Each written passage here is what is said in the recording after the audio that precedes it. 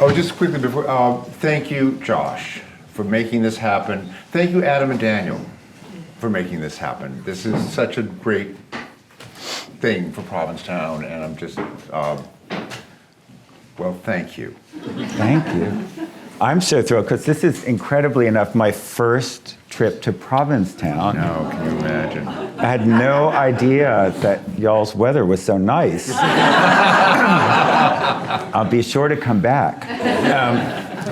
Anyway, Michael and I were talking a little bit before this started about how we were going to proceed when Camille first approached us about doing something together.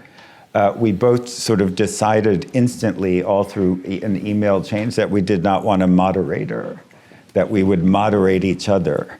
And so we just wanted to really have a conversation. And in fact, it's almost embarrassing to be introduced in such lofty terms, since what we were actually just discussing in the green room was the fine points of cruising in the 1990s.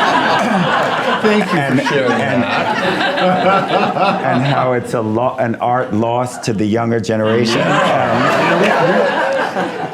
who only desire their cell phones. So, but we will now be very high-minded and literary. Oh, I know about that. But we had said, so I told Michael that I wanted to be up first, largely for sentimental reasons. When I first started writing in the very late 1980s and early 90s, always for tiny gay magazines that folded a week before they were supposed to pay you.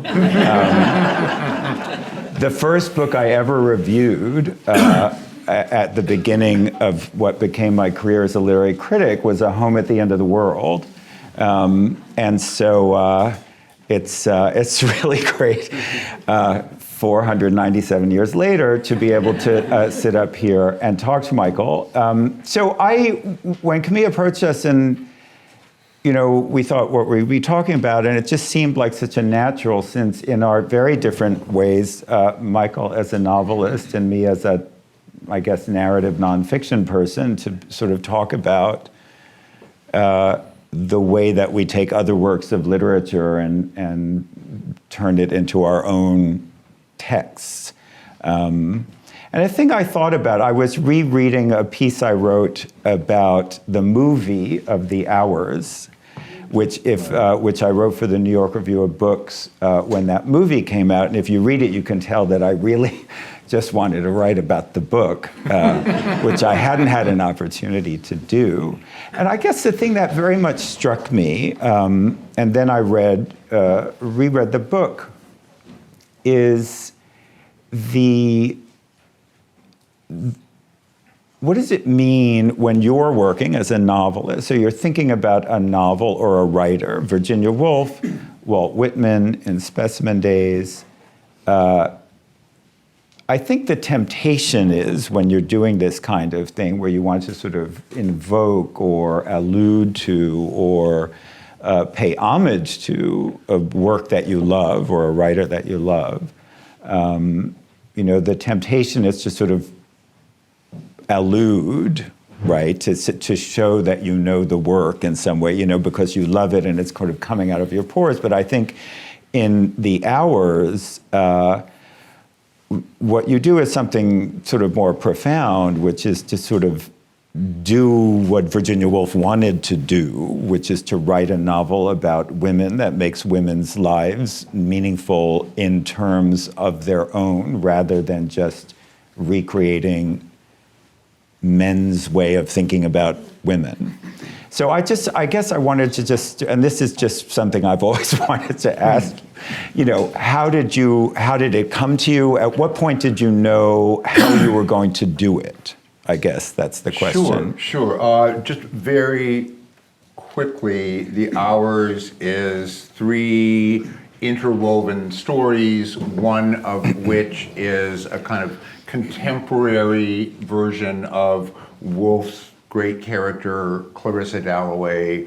The other is the sort of imagined day in the life of Virginia Woolf when she started writing Mrs. Dalloway, and the third is a homemaker in the 50s who is reading Mrs. Dalloway. I started out to simply write a contemporary version. It was actually going to be a gay Mrs. Dalloway.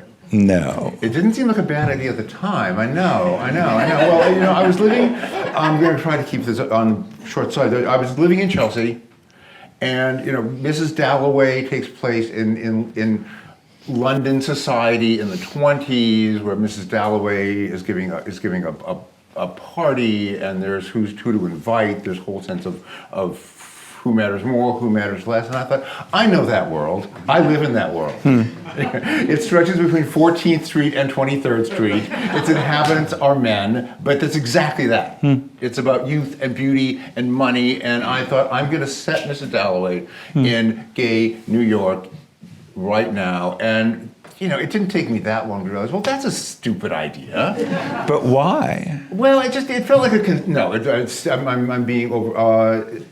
It felt like a conceit, and not like a book. You want to write a book that feels somehow necessary, a book you think is missing in the world, and I just felt like that's a stunt. And so I. And we already have the boys in the band. And we already have the boys in the band. If we needed the dose of homosexual self-loathing, there's always that to go. There's always that to go to. Oh God, forget I said that. Edit that out. So when did you decide it wasn't going to be that? It wasn't working as just sort of rethinking of Mrs. Dalloway. There's already a Mrs. Dalloway. We don't really need my take on it. I thought about. I tried to bring Virginia Woolf into it, and it still wasn't working. It still felt like an idea for a book rather than an actual book that had some place in the world, that had some kind of urgent life of its own. And I was about to just give it up. Well, some ideas just don't pan out, and this is not taking on the kind of life a book needs to have. And the year's work, you don't just throw it out overnight. And I was sitting there in my studio thinking about Virginia Woolf and Mrs. Dalloway, and I suddenly had this image of my mother. And I thought, Mom, what are you doing in my hallucination? And as I thought about it, I thought about how my mother was a homemaker and a wife, and it was a life that was too small for her. I don't think it's a life that's categorically too small for anybody, but it wasn't right for her. But she couldn't break out of it, and so she was obsessive about everything. Those cocktail napkins she'd spent all day buying turned out to be wrong, and she had to take them back the next day, and she really would bake a cake and throw it out and start another cake. And I always thought of her as a sort of Amazon queen, captured and made to live in an enclosure in which she couldn't move. And the more I thought about it, the more I thought, okay, take Virginia Woolf and take my mother, remove the end product. One of them is working on what will prove to be a great work of literature. The other is trying to bake a cake so perfect that it banishes sorrow. The book technically matters more than the cake, though a cake matters. I mean, no disrespect to cakes, but I thought if you take that away and just look at these two women's individual desires to transcend what they can do, to do more than they're technically capable of doing. My mother gets to be in the book just as surely as Virginia Woolf does. And there she was. And then suddenly it was these three parts, and it felt like it could go. Well, then it did go. I mean, to me, so this is what I mean, because what to me is so interesting and moving about the book is, so you're just now saying, well, a cake isn't a book.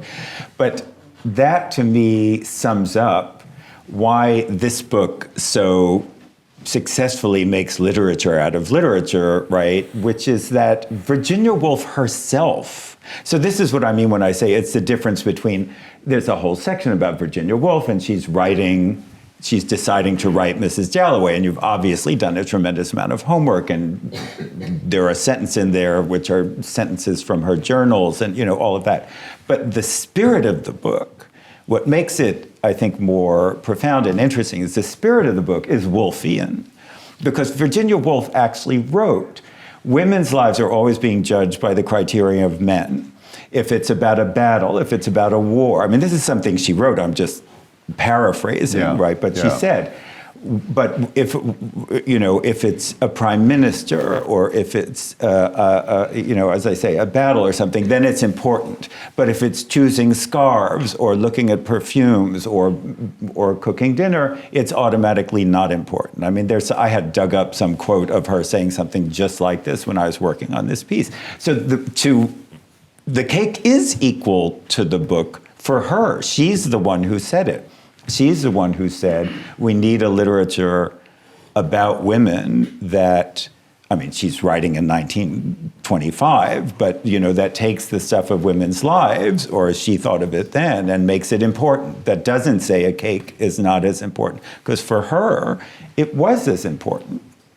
And Laura baking the cake is equal to Virginia writing her book. And that's what the book dignifies her life. And that's what I think is so exciting about it, that the book is not just about Virginia Woolf and about Mrs. Dalloway and reincarnating the character in a modern person. It does something that is Woolfian. That to me was what was so moving about it. Yeah, and it's sometimes you need a cake more than you need a book. Well, and who's to say, right? Who's to say? Yeah. And her complaint was that the people who do say what's more important are usually men. Yeah. When the hours came out, I used to get in fights with people about who would say, well, of course, Virginia Woolf was wonderful, but she was no James Joyce. So, well, no. Actually, she was a woman. What you're saying is she's secondary because she wrote about women's lives. Right. Don't give me that James Joyce shit. Yeah. I mean, no disrespect to James Joyce, but you know what? There was this kind of assumption that she was of secondary stature, and I thought, nuh-uh, not to me. But it's still, as we know, it's still pervasive in many ways. Anyway, I thought that was, to me, what was the most Woolfian thing in the book, was not that Virginia Woolf was a character, but you were doing something that Virginia Woolf was interested in doing. Well, this is the last time the word cake, I think, has to be spoken on this afternoon. But I realized that when I was sort of trying to find my way into the book, I had to accommodate the notion that the cake in the book, that I had to get over my own sense that the book matters in ways that the cake doesn't. Right. That's hard. It was hard for me. It is hard. It took it, yeah. The other thing I wanted to always ask about this is, I thought it occurred to me, after I talked to Camille, that another person who could be in this conversation, well, many people could, is Colm Toybin, who wrote a wonderful book about Henry James. Yeah. Actually wrote a novel about Henry James called The Master, which is, again, a bold move, and it leads me to a thought about what you did in the hours, although at a certain point in the conversation, maybe after we talk about my father, we'll come back to Specimen Days, which is another book in which you do this. But to ventriloquize a great writer is a dangerous undertaking. Yeah. So what I would love to know, just sort of what was in your head and how you decided. I mean, there's a 1/3 of this book is really what Virginia Woolf is thinking when she's getting ready to write a great masterpiece. And that, I guess because I'm not a novelist, I just couldn't even imagine, trying to get there. So how does that work? Well, you're right. The danger is ventriloquism, which is not only uninteresting, but kind of doomed to failure. I can't write a Virginia Woolf's voice. and yet I wanted, what I did was read and read and read and read Virginia Woolf, Virginia Woolf, Virginia Woolf. There's a lot to read. And I just immersed myself in her, and then I closed all the books and didn't let myself open one and started writing, so that I was, to the best of my ability, sort of suffused with her voice without having, I no longer allowed myself access to her voice. So it was almost like, But you'd a sort of absorbed sense memory. Yeah. It completely changed my relationship to the semicolon and the parenthetical. I want to talk about An Odyssey. I will in a second. It's very interesting to hear you say that, because I remember reading when Anthony Minghella, the film director, was adapting The English Patient into a movie, and he said exactly the same thing. He said he read because in a certain way you're doing a kind of adaptation in this book, right? In a broadly construed. And he said he read the book 4 times, and then he threw it away and he never looked at it again. But he just had sort of absorbed it to the point where he could then be free with it, but also sort of be permeated by it. So I'm very struck when you said that. This is a semi-tangent. One of the things that I've learned from working with translators, who sometimes have impossible questions. Yeah. My Chinese translator, who is Joni Mitchell and what is a cookie? In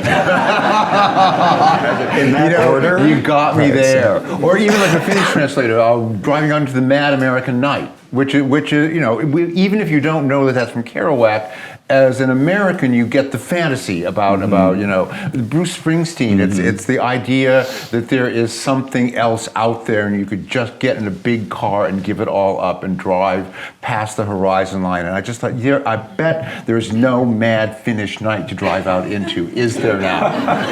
And furthermore, if you are Finnish, the idea of driving toward the horizon probably has a very different and darker connotation than this kind of great American optimism and the idea that I can always be a bartender in a Mexican restaurant someplace. Right. Which has led me to understand that this is where it semi fits, because we are writing books that come from books. Where translation is concerned, I've come to realize that it's all translation. The original text is already a sort of not quite right translation of the greater book you had floating in the cartoon balloon over your head. And then if a Chinese translator or a Finnish translator struggles further with it, that's just another stop along the spectrum. It's interesting. At its inception, it's a sort of slightly faulty translation. It's a great thought. As someone who has done a translation, it certainly speaks to me. Well, because I always like to say that there's no, when you're a critic, you're always trying to get into the head of the writer that you're writing about and to understand what she's doing. But there's no kind of intimacy greater than when you're translating someone. Precisely because of what you're saying about the Finnish night versus the American night, because you have to, and I guess this brings me back to my earlier question, you have to be bold enough to try to imagine what they were thinking when they said something, so you could think the same thing but say it in your own language. Yeah. And it's a kind of knowing a writer, to translate a writer. It's an incredibly intimate kind of knowledge. And Cavafy. Of all people. Of all people. Could you? I would love to hear something about translating a poet, translating a poet who's also a great poet, writing in Greek. Well, it's like my grandmother used to say, man plans and God laughs. And I sort of got into that project by accident, almost. I knew a guy who's a photographer who was doing a series of photographs based on, or as he thought, based on Cavafy's poems, and he wanted just new translations for wall text. And so he asked me to do a few, and that's how I got into it. But there's nothing scarier than, well, as you know from working on Woolf, right? That when you're in the presence of a really great literary mind, it's humbling, you know? It's really humbling in a nice way. You know, it's not like, oh, I'm nothing and they're everything, but it's just like, you think you're going to do all kinds of great things. This is, I'm sure every translator has this experience, you know, you think you're going to be so much smarter than all the other translators. And in fact, you get more and more respectful of what other people have done because you realize how incredibly difficult it is when faced with really wonderful writing to do something, to do anything with it. And what I always like to say is, you know, Cavafy, when he first started, he wasn't really that good. You know, he was, well, partly because he was sort of hiding his gayness. And, you know, there's all these early poems addressed to beautiful Turkish ladies, and they're all just preposterous and terrible. But the point of this story is they're much easier to translate. It's much easier to translate bad writing. That was my great lesson that I learned. No, but I'm not joking, and it tells you something because it's everything that's there is apprehensible, right? Anyway, let's talk about An Odyssey. Let's do. Okay, you go first. Well, I'm going. I just want everyone to know, if there's anyone present who hasn't read it, that it is this sort of fantastic, sort of very layered. I'll call it a memoir. It's a work of autobiographical you know, it's not like me where I just make all this stuff up. It essentially centers on a semester in which Daniel is teaching the Odyssey at Bard, where he does in fact teach, and his father, who knows the classics and has taught in his own day, sits in on the class. And you know, does he obey Daniel's injunction to sit quietly and make no comments? I'm going to let you guess. So on one hand, there is the kind of journey of going through the class with the students and Daniel's father, and the students feel very differently about it. It's fantastic, and it's a sort of Odyssey in a seminar room at Bard, and then it's sort of interspersed with a cruise that Daniel and his father take after the class, which is, you know, it's an Odyssey cruise. I love it that this exists. In the footsteps of Odysseus, that was the name of the cruise. Yeah. So there is that as well. There is these kind of layered odysseys, both involving journeys and fathers and sons and recognizability across generations, and it's remarkable. Thank you. Moving and beautiful, and one of my favorite lines, which is something that I'm going to have to paraphrase it, I'm afraid, but on the cruise, Daniel's father said repeatedly, as he was seeing the actual sights from the Odyssey, the S-I-T-E, he said, you know, the poem is more real, which felt like a fantastic thing to say about poetry and realness. Yeah. And with that, Daniel Mendelsohn, would you just tell us anything at all about that book and what it meant to write it? Well, you know, I have to say, there were books I thought of when I was writing this book. I mean, I've written 3, I guess they're memoirs, and in each one I sort of bounce a personal story off of an ancient text to get a kind of traction or a mirroring, you know. And in my first book, which was, it's called The Elusive Embrace, which is partly about how about being a gay person in the 90s and becoming a parent unexpectedly. And I'm sort of using different Greek and Roman texts to sort of think about identity and sexuality and whatever. And then in my second memoir, The Lost, which is about trying to find out a family Holocaust story, I used the Hebrew Bible, sort of interspersed this story of searching to find out what happened to my relatives during the war with analyses of different texts.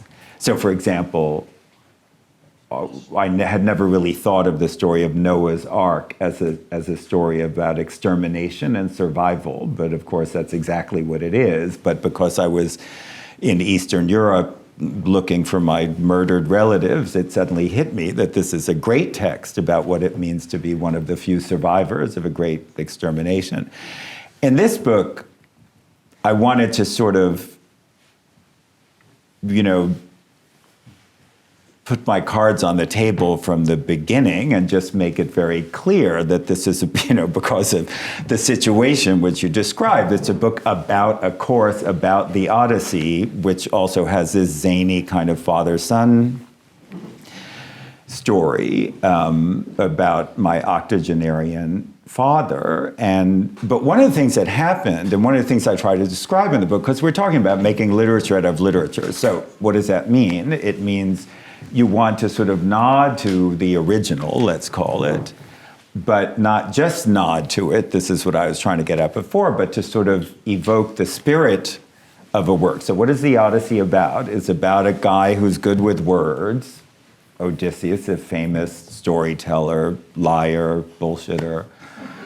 And he travels a lot, right? So I thought, what is this book going to be made of? Well, it's going to be made of words and voyages. So I decided to intertwine these two events that happened to have happened during what turned out to be the last year of my dad's life, when he decided he wanted to sit in on my Odyssey seminar. So it's all talk, and I'm sort of recreating key classroom discussions, but all of which have, as it were, pointed with respect to my relationship with my father, who was not the easiest of people.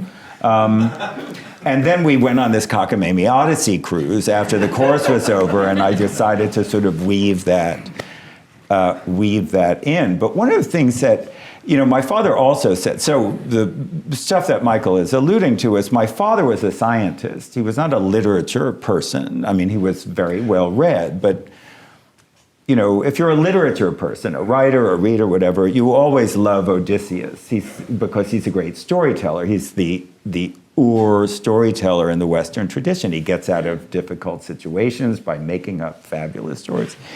And my father hated him. He just hated this guy, and he couldn't believe why anyone would think he was a hero because he lied. It seemed so self-evident to my father that a liar is not a hero. And that became a sort of running joke. But the thing that moved me so much, which is what Michael was referring to, is so we did the semester, January to May, and then in June we get on this boat and we go to Troy. Then my father, of all people, turns to me. We're standing in front of the walls of Troy, the legendary walls of Troy. And he said, nah, the poem feels more real than the place.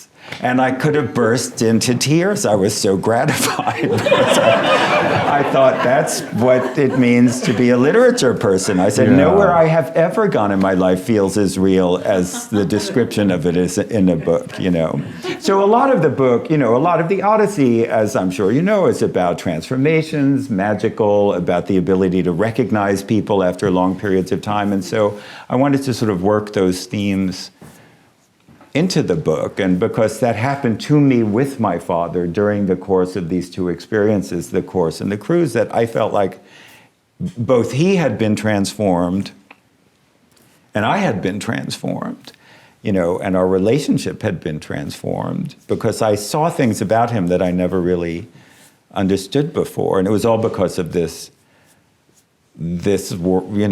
poem, which is much more about fathers and sons than I ever really appreciated. Because like many people, you think of the Odyssey, you think, oh, it's about this guy who's trying to get back to his wife after many years. But it's actually much more about him and his son and him and his father. Yeah, right. Your father wanted you to be a math guy. Well, very unsuccessfly. I have an older brother who's a scientist also, but I was terrible in math, you know,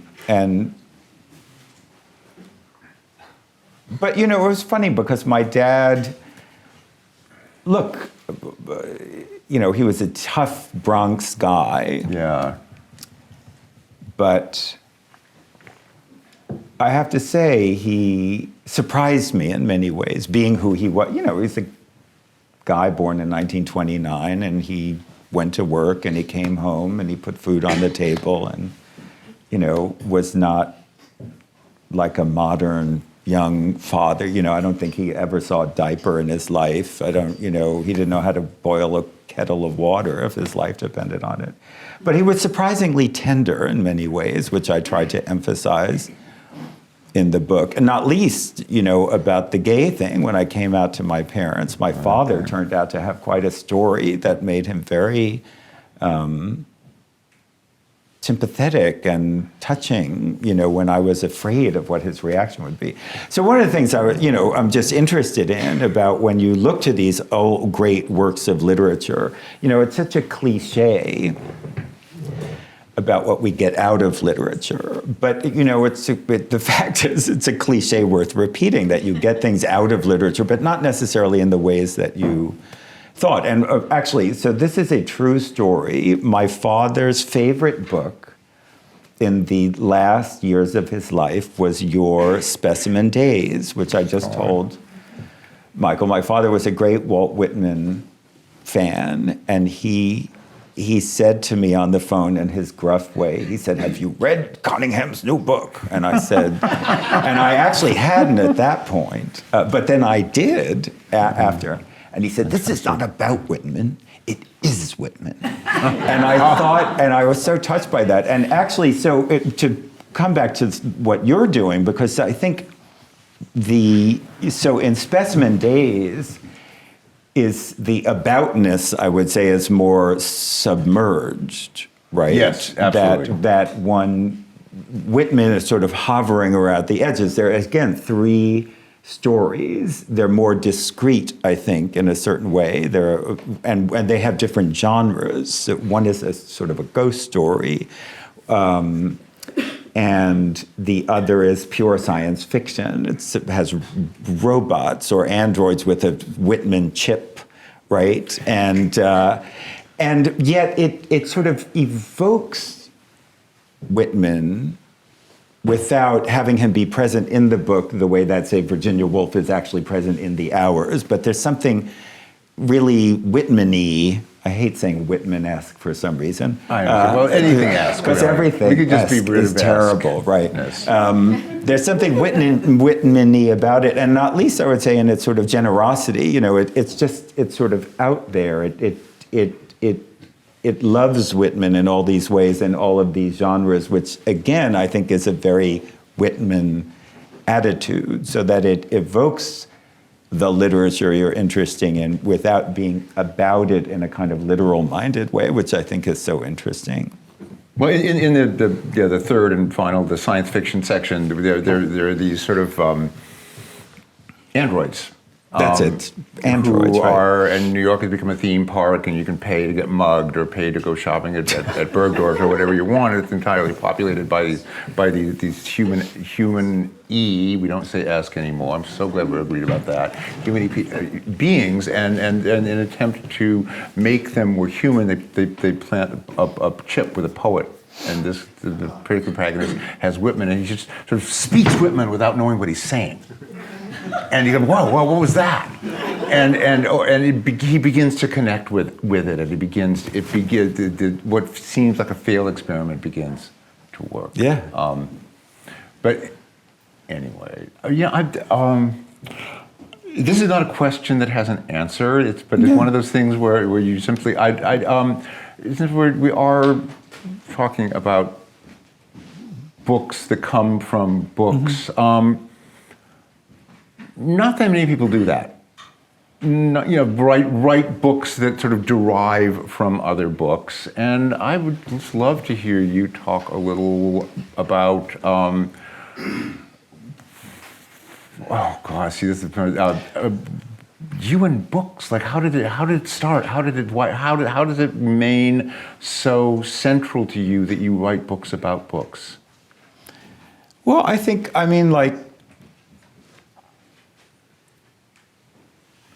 like many lonely children, I grew up in a family of 5 children, but I think a lot of kids seek it out. But I just, I'm old-fashioned. I really think that literature is transformative, and I'm always trying to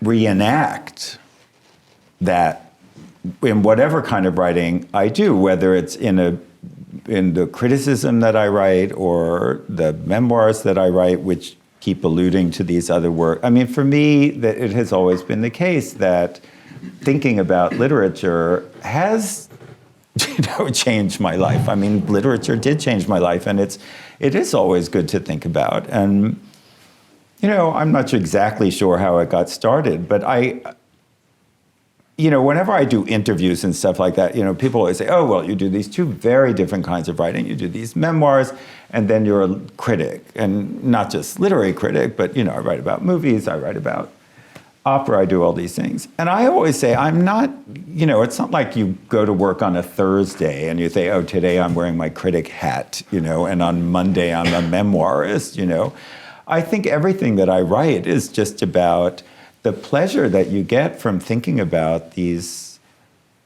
objects, these texts, and they're so interesting and you love them. That's also why I teach, we both teach, right? And I think they're great. I think they're great, and I want people to see how wonderful they are. And when I'm a critic, I want to show people how they work or sometimes don't work,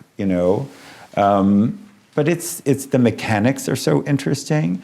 And then when I'm writing these memoirs, it's interesting to think about Noah and the Ark when you're thinking about the Holocaust. It's not just some idle, because to say that, to be writing, as I did in this book, an account of how members of my family perished in this little town, from whom very few people survived, to think about the story of Noah and the Ark is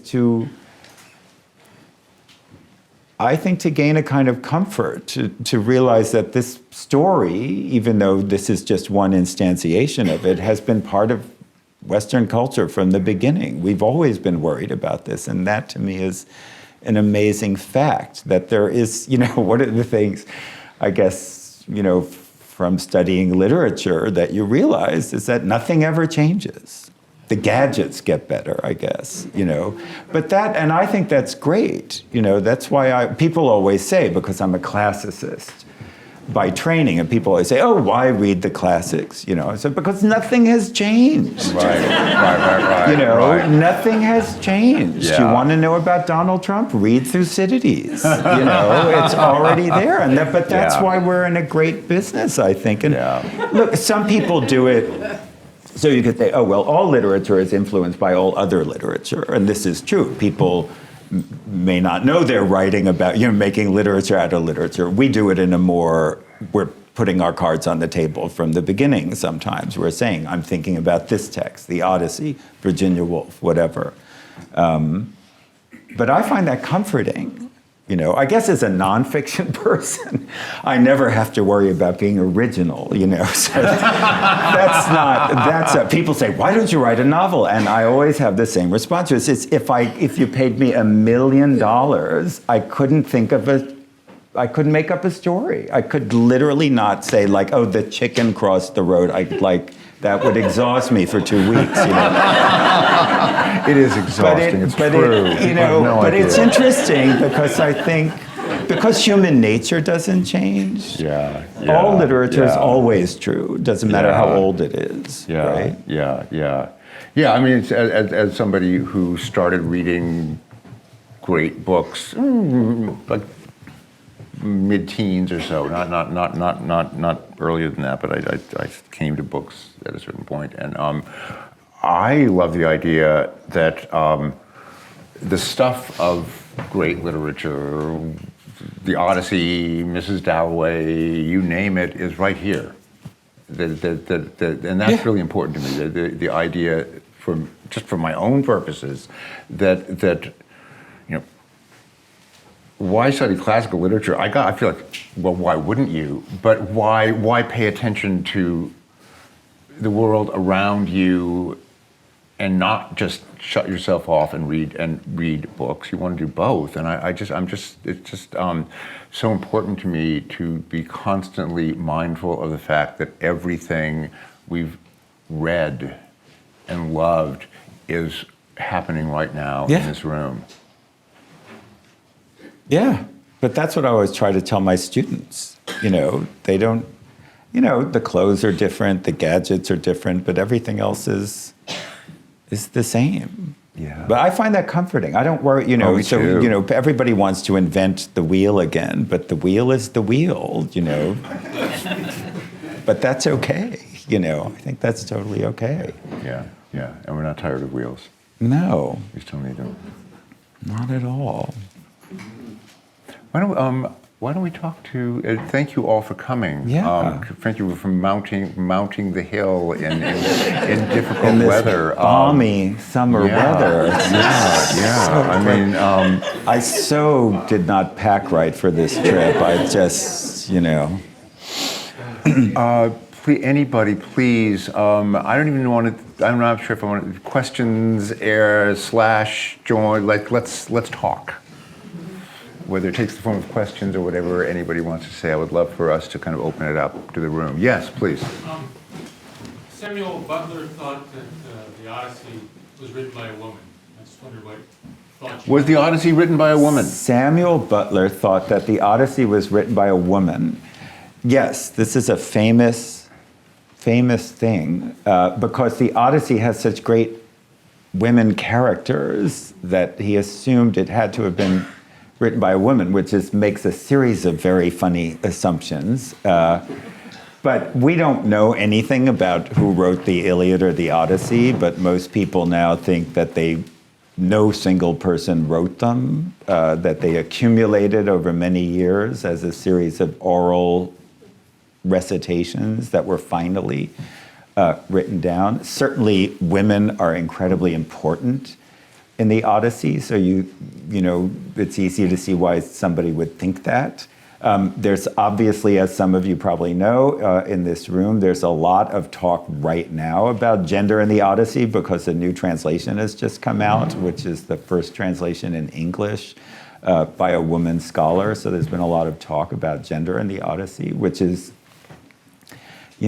good for business. I don't say no to anything. If people are reading the Odyssey, I'm the happiest person you could imagine. Yeah, please. I sort of very related this question to you in thinking about writing the hours and writing about women and women's voices. Sort of the similar question, but framed on how did you think about, I don't want to be over gender essentializing or anything like that, but how did you think about as a man?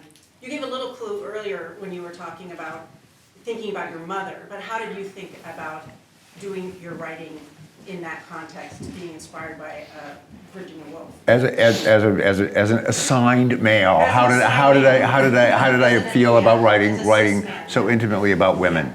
My off the top of my head answer is I can't imagine why anyone would have a problem with that. With writing across gender, it just doesn't there's a lot that's hard about it. Somehow, the trying to tap into the humanness of somebody whose physical equipment does not match mine. Just duh. I like women. I'm not sure if every male writer does, frankly. And I do have the good sense to show, I certainly did with the Hours, with anything I write, but especially with the Hours, which is all about women, you show it to some women. Okay? Which on one hand leads to a kind of interesting question, like who's an authority on womanness? Am I an authority on gay white maleness? No. And yet I also feel like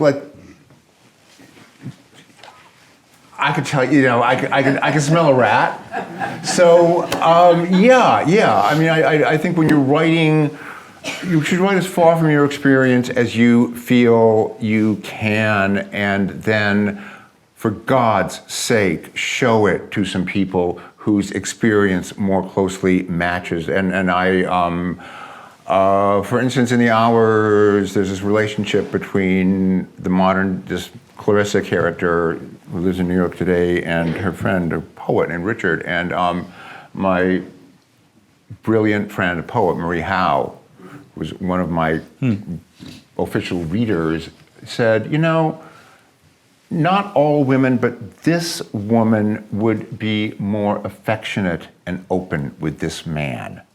And I thought, right, got it, like that. But you just keep your fingers crossed, you don't really know. Your question reminds me of something I just read about Philip Roth, who somebody confronted him with this sort of famous issue of how women are represented in his novels, and said, because of the way women are represented in your novels, I have to ask, are you a misogynist? And he said, if my women are not good in my novels, it doesn't mean I'm a misogynist, it means I'm a bad writer. I thought that was a much better way to think about it. But it does raise a very interesting question, which also, if you teach, you come up against a lot, which is this idea of appropriation, which is now a big hot button issue for students. How can you appropriate my experience? I guess the flip side of that is, why should I read about people whose experiences are not me? I can't relate to this. A kid starts a paper. He said, I can't relate to Madame Bovary. I said, who asked you to relate to her? Just read the frickin' book,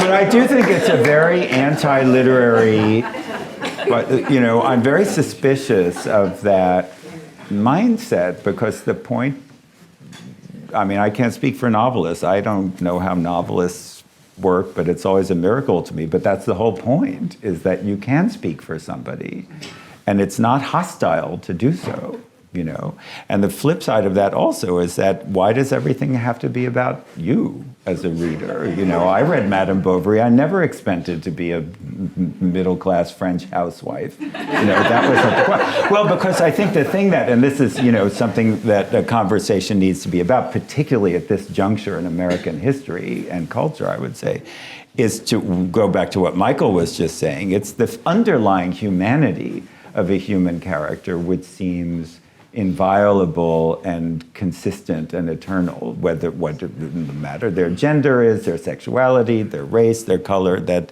this is what we respond to. Otherwise, how would anyone respond to anything that wasn't just a biography of them? It's a big issue in college. It's getting harder and harder to teach literature in colleges now.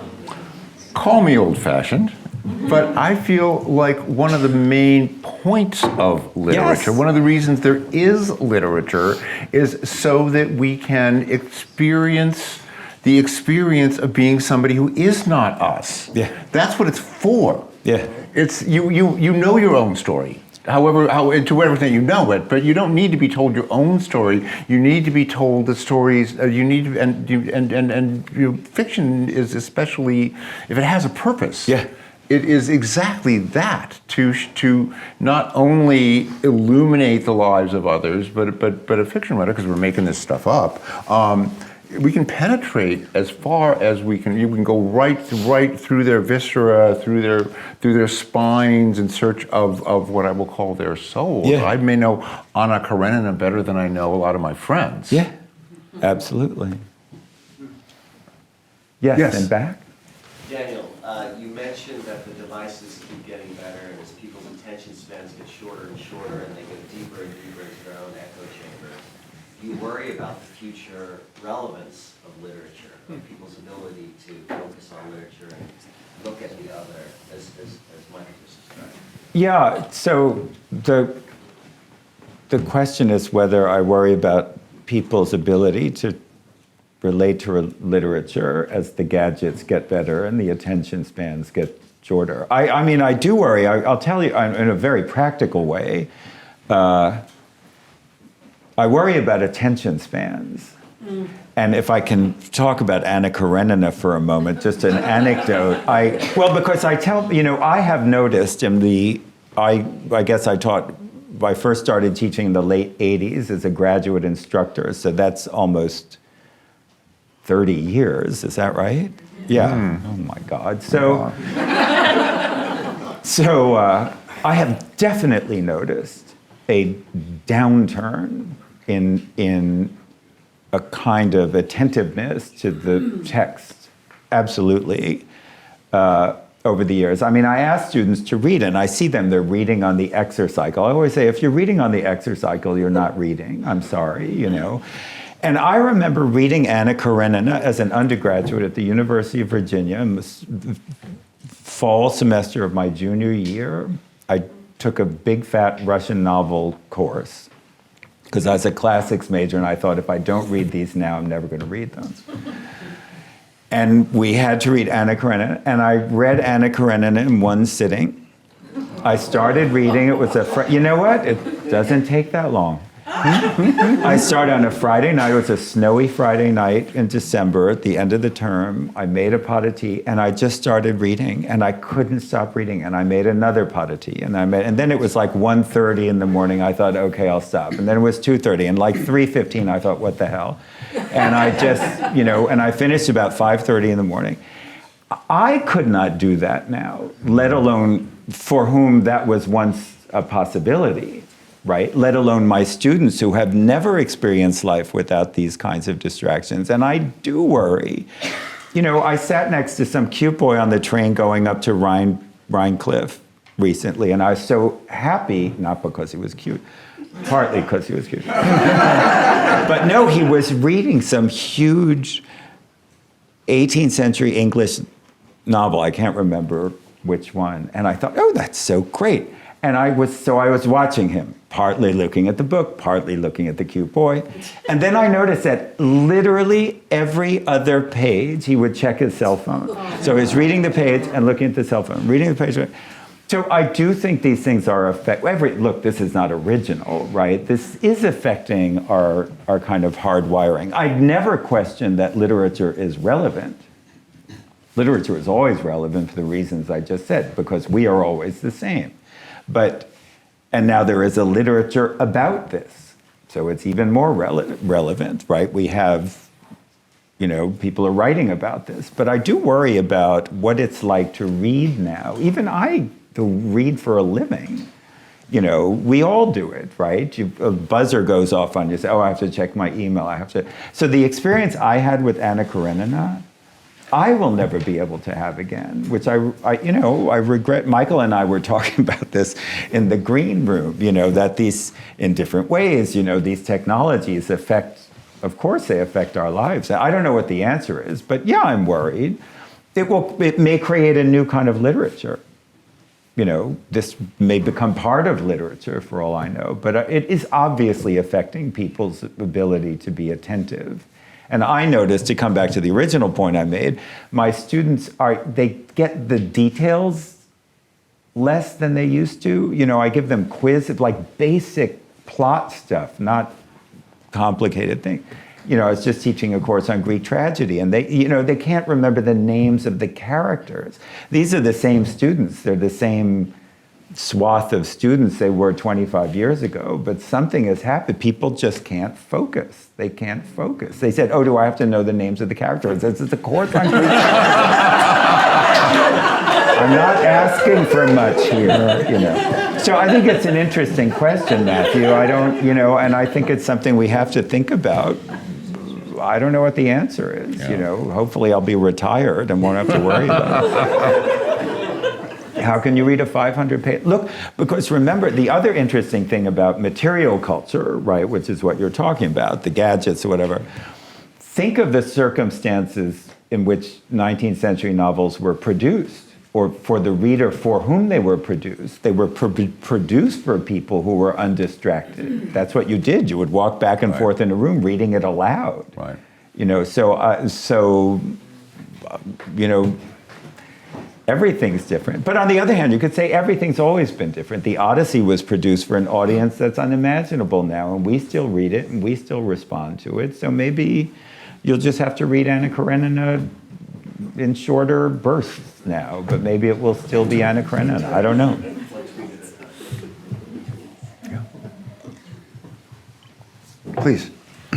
I'm just curious, you know, both of you have talked about sort of the transformative power of, you know, a big project, you know, like your novels, your memoirs. And I'm curious about when you've been through that transformation, if it leads you then on a path to the next thing that you need to explore. What leads you from one book to the next, as it were, right? How do you make the transition? Finish that one. What do we do now? Right. Well, you know, if you have children in expensive private schools, it's a very practical question, actually. Desperation. No, I think always, and I think this is true whether you're a novelist or a nonfiction person, I deeply think that the seeds for every book are planted in a previous book, because you are an organic entity, so you're always interested in the same questions.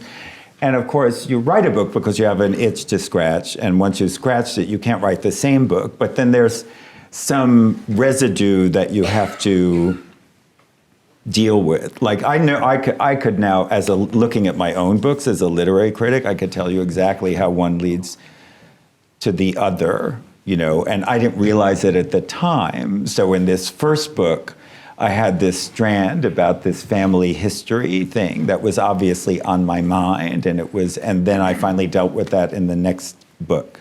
And in the next book, I was thinking about journeying and family relationship. I really believe that you may not be aware of what leads you from one project to another, but I do think it's an organic progression if you can look at it coldly. I know that the book I'm working on now, in a very almost clunky, not psychologically interesting way, is coming out of An Odyssey, because there was a part of that book that ended up being too big and just became a separate thing that I've sort of cut and am now trying to deal with now. But don't you think that, Michael, that you're always, whether consciously or not, sort of moving from one to the other? Oh yeah, absolutely. And I certainly for me,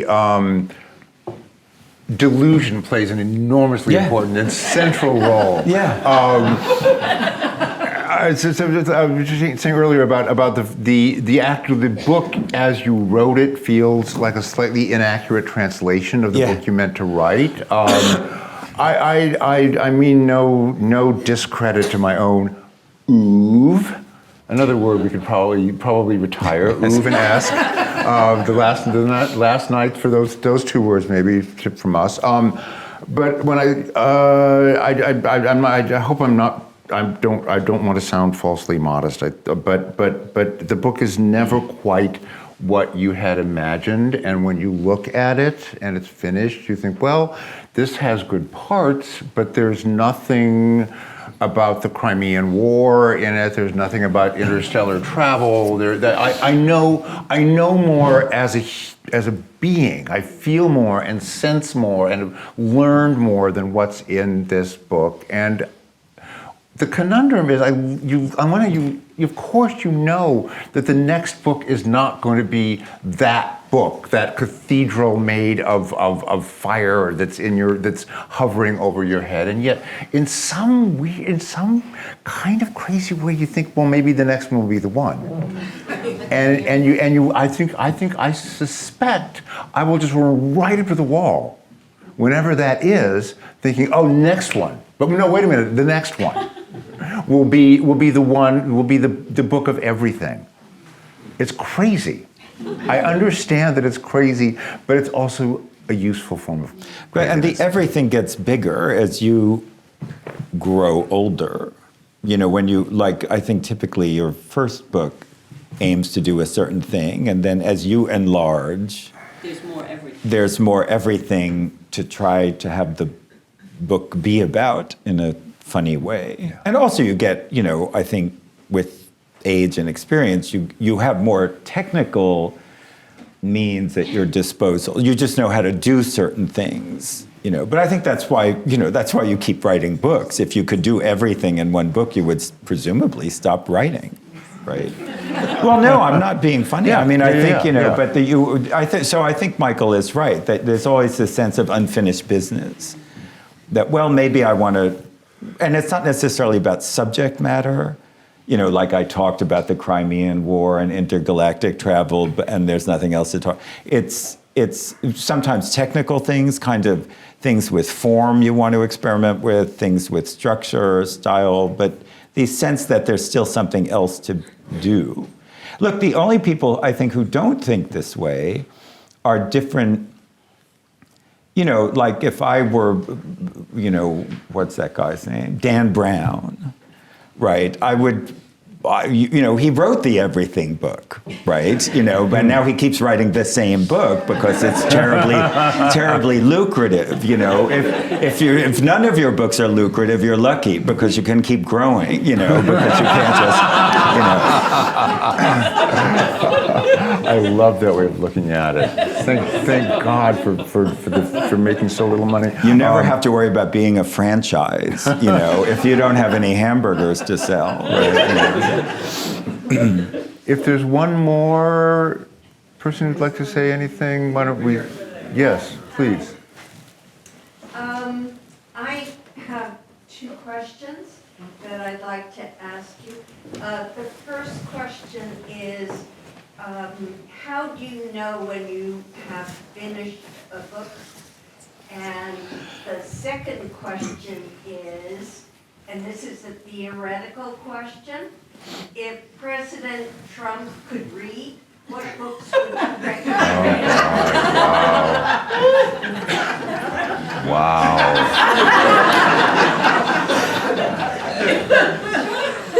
I dare you to answer the second. Let's start with the second question and get the president in and out of the room as quickly as possible.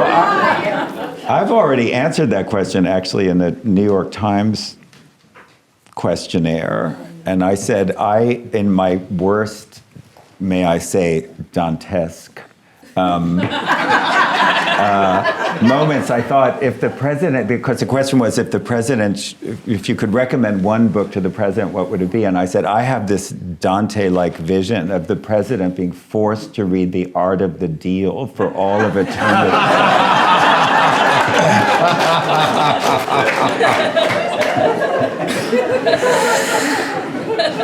I don't know, Michael. What do you think? I don't think I can improve on. I don't think I can improve on that because it's difficult to imagine any version of this man who would read. I mean,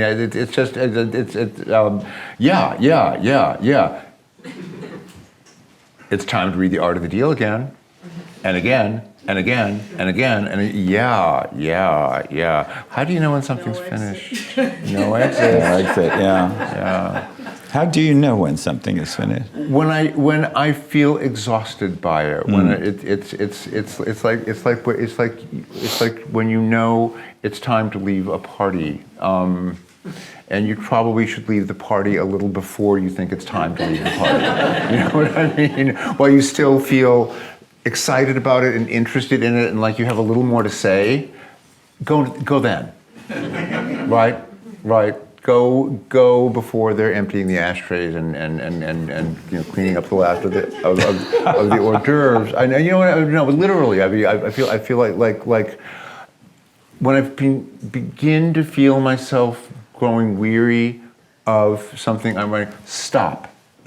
Stop now. You're going. If you go further, you're going to begin to transmit your own tiredness of it into it, and it probably could be technically made that much better, but it will lose some life. Just stop now. Mm-hmm. Does And that sometimes? you kind of know. Do you feel that sometimes? I sometimes find that happens sort of suddenly, like, oh, I'm done. Oh, I'm done. Like I know. because you think of the end, of course, as some terrible, summit that you have to climb. And then but sometimes I thought, oh, Yeah. okay, I'm done. Wow, I'm done. Yeah. What do you know? Yeah. Funny. Yeah. Well, And speaking of not prolonging the party, speaking of not prolonging the party, thank you. thank you, everybody.